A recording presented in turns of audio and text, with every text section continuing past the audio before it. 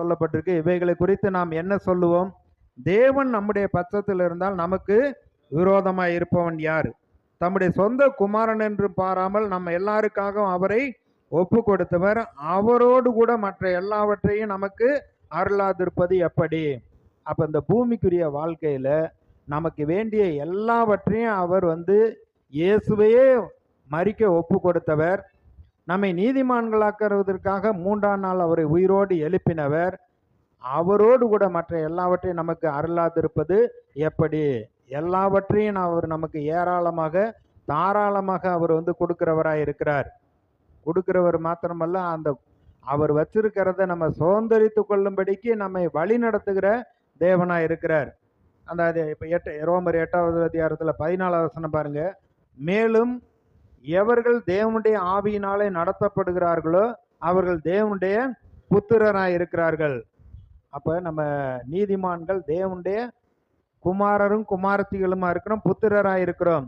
அந்தபடி திரும்பவும் பயப்படுகிறதற்கு நீங்கள் அடிமைத்தனத்தின் ஆவியை பெறாமல் அப்பா பிதாவே என்று கூப்பிட பண்ணுகிற புத்திர சிபிகாரத்தின் ஆவியை பெற்றீர்கள்.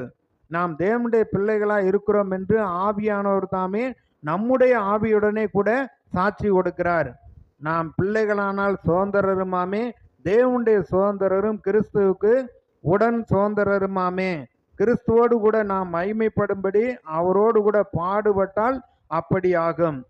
அப்போ பாருங்க, அவர் பிள்ளையாக மாற்றி அவருடைய சுதந்திரத்தை கொடுத்து அவருடைய நீதியை கொடுத்து அதோடு கூட எல்லாவற்றையும் நமக்கு அவர் கொடுக்கிறேன் என்று வாக்கு பண்ணி இருக்கிறார். அப்ப நீதிமான்னா யார் நீதிமான்னு சொல்லக்கூடாதுன்னு சொல்றாங்க.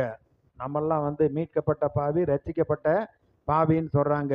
அது எப்படி நீதிமான்னு சொல்ல முடியுங்கிறாங்க? நம்மெல்லாம் பாவிகள் தான் இந்த பூமியில அப்படிங்கிறாங்க. இன்னும் பாவி பாவி பெரும்பாவின்னு நெஞ்ச அடிச்சுக்கிட்டெல்லாம் அறிக்கை பண்றாங்க. அப்ப வசனம் என்ன சொல்லுகிறதோ அதைத்தான் நாம் விசுவாசிக்க வேண்டும். அந்த நீதியை தரித்தவர்களாக, குற்றமற்ற மனச்சாட்சி உடையவர்களாக, தைரியம் உள்ளவர்களாக, தேவனிடத்தில் நிற்க தகுதி உள்ளவர்களாக, திராணி உள்ளவர்களாக இருக்கிறோம். இந்த பூமியிலே தலை நிமிர்ந்து நடக்கும்படியாக ஆண்டவர் செய்கிறார்.